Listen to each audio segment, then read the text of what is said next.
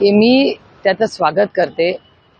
कैलासवासी बाळासाहेब ठाकरेंनी फार कष्ट करून शिवसेनेची स्थापना केली आणि तो पक्षही कष्टांनी त्यांच्या नेतृत्वाखाली आणि असंख्य कार्यकर्त्यांच्या नेत्यांमुळे बांधला। दुर्दैवाने जी गोष्ट झाली ती झाली, पण आज उद्धवजी आणि राजजी एकत्र येऊन महाराष्ट्राची सेवा करणार असतील तर ही अतिशय आनंदाची गोष्ट आहे। महाराष्ट्र विधानसभा निवडणूक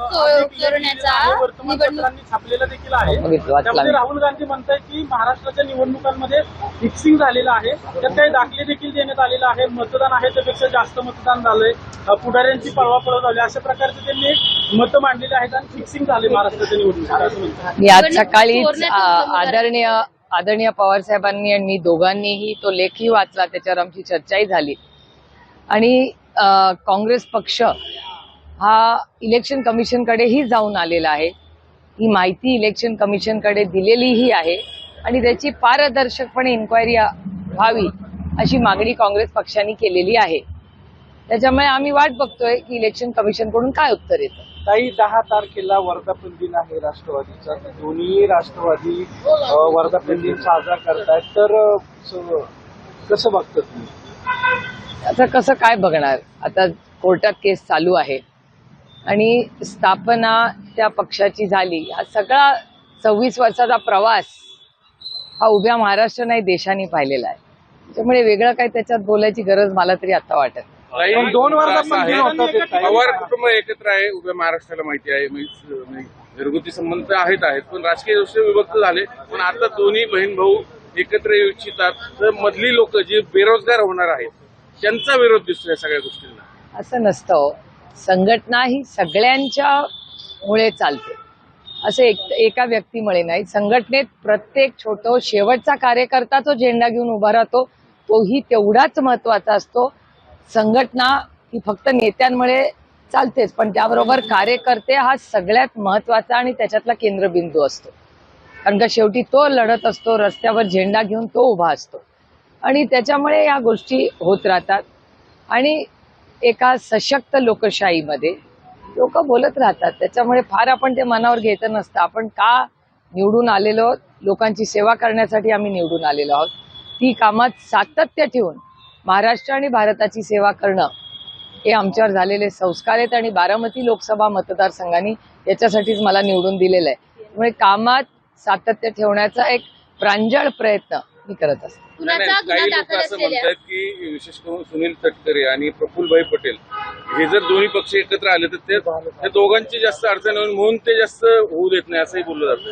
मला याची माहिती नाही, पण प्रफुल्लभाईंची आणि माझी अनेक वेळा अनेक महत्वाच्या विषयांवर चर्चा होत असते। काही महत्वाचे विषय असतात, ह्याच्यामध्ये मी आजही ऑन रेकॉर्ड हे सांगते की माननीय प्रफुल्लभाईंचे मी मार्गदर्शनही घेते। अनेक वर्ष त्यांनी सरकारमध्येही काम केलेलं आहे, त्याच्यामुळे अनेक इंटरनॅशनल इश्यूज असतात, याच्यात अनेक वेळा पार्लमेंटमध्ये त्यांचा खूप मोठा प्रगल्भ अनुभव पार्लमेंटचा राहिलेला आहे। त्याच्यामुळे प्रफुल्लभाईंच्याकडून मी स्वतःही त्यांना अनेक वेळा फोन करते, त्यांचं मार्गदर्शन मी घेत असते आणि असे अनेक संघटनेतले, मग काँग्रेसमध्ये असेल, आता आनंद शर्माजी आणि मी गेले 11 दिवस आम्ही एकत्र प्रवासात होतो, त्यांचा कॉमर्स मिनिस्ट्रीचा असेल, एक्सटर्नल अफेअर्स मिनिस्ट्रीचा असेल, खूप मोठा अनुभव राहिलेला आहे। त्याच्यामुळे या सगळ्या 11 दिवसाच्या दौऱ्यामध्ये आनंद शर्माजी असतील, माझे सहकारी, खरंच विद्वान सगळे सहकारी माझ्या बरोबर होते, मग मनीष तिवारीजी असतील, मुरलीधरनजी असतील, अनुराग ठाकूरजी असतील, कृष्णाजी असतील, या सगळ्या एक टीम म्हणून आम्ही काम करतो। त्याच्यामुळे राजकारणामध्ये एक तर डायलॉग हा असलाच पाहिजे, या मताची मी आहे। आणि प्रफुल्लभाईंच्या बद्दल मी आवर्जून उल्लेख करीन की मी त्यांचं पार्लमेंटमध्ये अनेक वेळा पॉलिसीच्या बाबतीत अनेक वेळा मार्गदर्शन घेत असते आजही। स्थानिक स्वराज्य संस्थांच्या तटकरेंचा माझा बऱ्याच दिवसात भेट नाही, त्यांची भेट माझी पार्लमेंटमध्ये कधीतरी होते, पण त्यांची आणि माझी बऱ्याच दिवसात कुठेच भेट योग आहे। आमच्याकडून कुठलाही प्रस्ताव नाही, आता त्याने त्यांचं विधान येतंय, मला सांगता येणार नाही, कारण का माझं आणि सुनील तटकरे जींचं कुठे गाठी भेटी नाही, कारण का कुठल्या कमिटीमध्ये ते आणि मी एकत्र कुठल्याच कमिटीमध्ये नाही आहोत। त्यामुळे पार्लमेंट जेव्हा सुरू होईल तेव्हाच त्यांच्याशी भेट होईल। स्थानिक स्वराज्य संस्थांच्या निवडणुका 3 टप्प्यामध्ये होणार आहे, सत्ताधाऱ्यांना वेळ मिळावा म्हणून हे सगळं केलं जातंय का, काय वाटतं तुम्हाला? आता कोर्टाने तर ऑर्डर दिलेली आहे आणि हे इलेक्शन होणं हे गरजेचं आहे, महाराष्ट्राच्यासाठी आहे, सर्वसामान्य मायबाप जनतेसाठी आहे। त्याच्यामुळे आता लवकरात लवकर ते व्हावं आणि जे कोणी येईल ते निवडून येऊन कामाला लागावं एवढीच सामान्य माणसाची अपेक्षा आहे. दादा म्हणतात की माझा चेहरा म्हणून पालिकेकडे पाहून सगळ्यांनी काम करावं असं सूचना दिल्यात. खरंच महायुती वेगळी लढल असं वाटतं का तुम्हाला? कसं कळेल आता आपल्याला, आणि तो त्यांचा अंतर्गत प्रश्न आहे ना, दुसऱ्याच्या घरात कशाला लक्ष घालायचं. तर एकत्र असतील की नाही? एक तर आम्ही महाविकास आघाडी म्हणून लढणार सगळी इलेक्शन, आणि प्रत्येक जिल्हा परिषद, पंचायत समिती किंवा कॉर्पोरेशन या सगळ्यामध्ये स्थानिक लोक निर्णय घेतील. कारण का हे निर्णय आणि हे इलेक्शन कार्यकर्त्यांचं आहे. प्रत्येक पक्षाची इच्छा असते कार्यकर्त्यांना संधी मिळावी. त्याच्यामुळे कार्यकर्ते काय ठरवतील त्याप्रमाणे पुढे आम्ही सगळे एकत्र एकामेकाशी चर्चा करून मार्ग काढत जाऊ टप्प्याटप्प्यात. दादा काल एका ठिकाणी बोलताना म्हणाले की 10 तारखेला आपला वर्धापन दिन बालेवाडीत होतोय. मोठ्या संख्येने कार्यकर्त्यांनी त्या ठिकाणी हजर राहिलं पाहिजे आणि स्थानिक स्वराज्य संस्थांच्या निवडणुकांसाठी जिल्हा पातळीवरच्या कार्यकर्त्यांनी तयारीत राहा. माहितीचे नेते अडचणीत येतील अशी वक्तव्य करू नका, अशा प्रकारचं काल दादांनी मार्गदर्शन केलंय. 10 तारखेला जोरदार शक्ती प्रदर्शन त्यांच्या गटाकडून करण्यात येणार आहे. तर काय, दोन राष्ट्रवादी त्यांचा वर्धापन दिन खरंच शुभेच्छा. आणि जिल्हा पातळीवरच्या कार्यकर्त्यांना निवडणुकांसाठी तयारी करायला. अरे लोकशाही आहे, आता त्यांनी काय बोलायचंय त्यांनी ठरवायचं ना लोकशाहीमध्ये. खरंच 26वा वर्धापन दिन यावेळेस आहे का वर्धापन दिनाला काय खरा वर्धापन दिन कुठला? सुरुवातीपासून आहे म्हणून ते कोर्टात केस चालू आहे. खुनाचा गुन्हा दाखल असलेल्या भाजपच्या पदाधिकाऱ्याकडनं वैद्यकीय महिला अधिकाऱ्याचा छळ होत असल्याचा प्रकार समोर आला आहे आणि फेब्रुवारीमध्ये या सगळ्या संदर्भात सगळी माहिती दिली होती. मात्र तत्कालीन जे राजेश भोसले महापालिका आयुक्त आहेत त्यांनी याच्यावर कोणतीही कारवाई केली नाही. शेवटी काल हे सगळं प्रकरण समोर आल्यानंतर आताचे जे आयुक्त आहे त्यांनी रात्री या सगळ्या पदाधिकाऱ्यांना बंदी घातली आहे. या महिलेला का कोणीच जात दिली नाही म्हणून त्यांना थेट महिला आयोगात जावं लागतंय. महिलांवरचे अत्याचार महाराष्ट्रामध्ये वाढतायत हे धक्कादायक आहे. म्हणजे 21व्या शतकात एकीकडे आर्टिफिशियल इंटेलिजन्सची चर्चा आपण करतोय आणि एकीकडे आर्टिफिशियल इंटेलिजन्सचा एवढा सायन्स पुढे गेलेला असताना आजही महाराष्ट्रामध्ये, आणि आश्चर्य असं वाटतं की तुमच्या माझ्या पुण्यामध्ये आपल्या मुळशीमध्ये आजही हुंडाबळी होत आहेत. हे खूप धक्कादायक आहे आणि हे आपलं एक समाज म्हणून अपयश आहे. आणि मी स्वतः ठरवलंय की पुढच्या वर्षभरात हुंड्याच्या विरोधात एक मोठा जागर करण्याचा निर्णय मी स्वतः घेतलेला आहे. राजकारण होत राहील, पण जर या राज्यातली लेक ही सुरक्षित नसेल आणि तिला तिचे अधिकार दिलेच पाहिजेत, आणि जर कोणी हुंडा मागत असेल म्हणजे द्यायचा पण नाही आणि घ्यायचा पण नाही, हा नियम कायदा या देशात असेल आणि त्याला कोणीतरी केराची टोपली दाखवत असेल तर त्याच्या विरोधात ताकदीने लढणं गरजेचं आहे. आणि मुलींनी उभं राहिलं पाहिजे आणि मुलांनीही उभं राहिलं पाहिजे. त्या मुलांनीही हा जागर केला पाहिजे की हो, आम्ही लग्न करताना हुंडा घेणार नाही. वैद्यकीय अधिकाऱ्याला त्रास दिल्याचा हा प्रकार आहे आणि खुनाचा गुन्हा दाखल आहे. हे दुर्दैव आहे की इतके दिवस त्याच्यावर ऍक्शन झाली नाही. म्हणजे जर ऍक्शन हगवण्यांच्या केसमध्ये घेतली असती तर कदाचित ती लेक आज जिवंत असती आणि तिचं 3 महिन्याचं मूल त्याला कधीच त्याची आई आठवणार नाही असा दिवस आला नसता. त्यामुळे माझी एवढीच विनंती आहे महाराष्ट्राच्या या मायबाप सरकारला की तुम्ही मायबाप सरकार आहात. जर सरकार असला तर महिलांना तुम्ही जेव्हा अन्याय होतो तेव्हा पोलीस स्टेशनला त्यांना न्याय मिळालाच पाहिजे. आणि कॉर्पोरेशन सारख्या जागेमध्ये जर त्यांना न्याय मिळत नसेल तर माणसांनी जायचं पाहिजे. पदाधिकारी हा भाजपचा शहर अध्यक्ष आहे आणि त्याचं म्हणणं आहे की हा सगळा भ्रष्टाचार ओपन केल्यानंतर खोटे आरोप केले जात आहेत आणि आयुक्तांनी त्याला बंदी घातली पालिकेची आहे. मला असं वाटतं माननीय मुख्यमंत्र्यांनी ह्याची डिटेल इन्क्वायरी केली पाहिजे. माझी अपेक्षा आहे की महाराष्ट्राच्या माननीय मुख्यमंत्र्यांनी याच्यात इंटरव्हेन्शन केलं पाहिजे आणि इंटरव्हेन्शन करून हे जे काय प्रकरण आहे हे त्याची पारदर्शकपणे इन्क्वायरी करून त्याचा रिपोर्ट जाहीर केला पाहिजे. आणि त्यांचं जे ऍडमिनिस्ट्रेशन डिपार्टमेंट आहे GAD ज्याला म्हणतात, GADला स्ट्रिक्ट इन्स्ट्रक्शन सरकारने दिले पाहिजेत की 0 टॉलरन्स अगेन्स्ट एनी अब्यूज.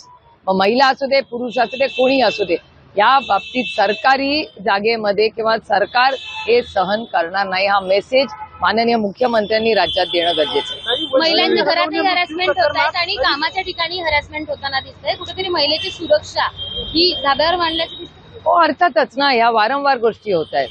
मग हुंडा असू दे किंवा ही घटना असू दे, त्या घटना सगळीकडेच दिसत आहेत आपल्याला. त्याच्यामुळे देवेंद्र फडणवीस ताई असं म्हणतात की महायुतीच्याच नेतृत्वात पालिकेच्या निवडणुका लढल्या जातील. काल अजित पवार असं म्हणाले की महानगरपालिकेच्या निवडणुकीत फक्त राष्ट्रवादी काँग्रेस पार्टी हा एकमेव चेहरा असेल.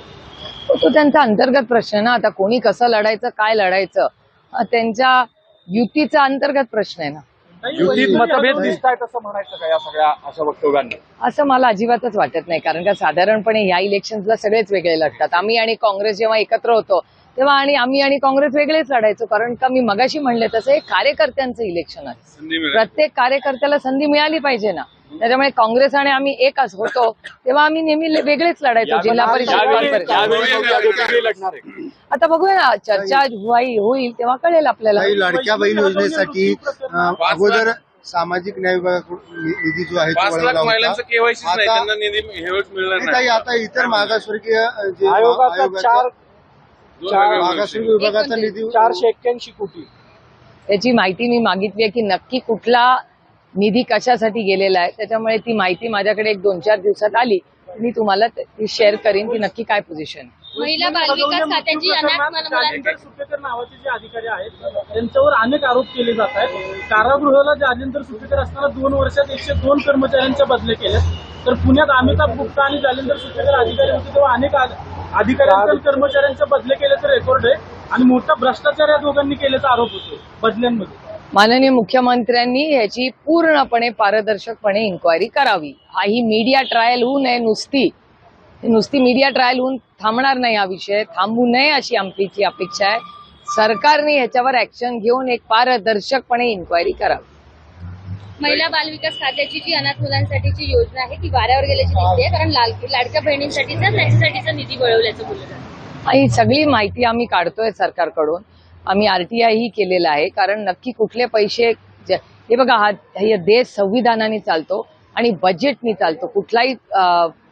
कुठलाही निधी इकडे तिकडे वळवता येत नाही. त्याच्यामुळे नक्की काय झालेलं आहे, काय पद्धतीने काय निर्णय घेतलेला आहे याची एक माहिती आम्ही सरकारकडे मागितलेली आहे. 8 दिवसात ती आली की मी तुम्हाला त्याच्यावर स्टेटमेंट देते. लाडक्या बहिणींचाच विषय आहे. 5 लाख महिलांचं केवायसीच नाहीये, तर त्यांना ऑब्व्हियसली हा मिळणार नाही. मग ह्यावेळेस आम्ही इलेक्शनच्या आधी केलेली सगळी जी भाषणं आहेत ती आता तुम्ही हा डेटा म्हणून सांगताय. 6 महिन्यापूर्वीची आमची सगळी भाषणं काढून बघा, त्याच्यात हे सगळे मुद्दे होते ते आज उघडकीला येतात.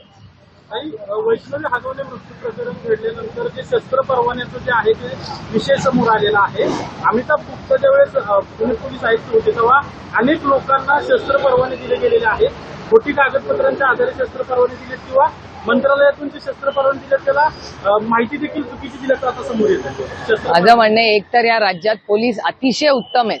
महाराष्ट्राच्या पोलिसांचा मला सार्थ अभिमान आहे. जर महाराष्ट्राचे पोलीस उत्तम काम करतायत तर शस्त्राचे परवाने लागतात कशाला, शस्त्र लागतात कशाला, या विचाराचा हे माझं वैयक्तिक मत आहे की शस्त्र का ठेवायची काहीही गरज नाही. अँटी गन कंट्रोलच्या बाजूनी मी आहे. त्यामुळे बंदूक पाहिजेच कशाला या घरात, या देशामध्ये, घरामध्ये. त्यामुळे माझी विनंती आहे की महाराष्ट्राच्या माननीय मुख्यमंत्र्यांना की तुम्ही सगळ्या जम्बो रिव्ह्यू करा. कोणी शस्त्र घेतलेत, का घेतले, त्याचा जम्बो रिव्ह्यू घ्या. ताई, जून महिना सुरू आहे. शेतकऱ्यांच्या नुकसान भरपाईच्या संदर्भात एप्रिलमध्ये जे नुकसान झालं त्याची अजून मदत मिळाली नाही. मे मध्ये तर झालेलं. त्याचा आज आणि उद्या माझा स्वतःचाच रिव्ह्यू आहे. बारामती लोकसभा मतदारसंघात सगळे जे पंचनामे झाले त्याचा पुढे काय झालं, तो निधी कधी येणार, याचा आज आणि उद्यामध्ये मी रिव्ह्यू घेणार आहे स्वतःच. चालेल, थँक्यू.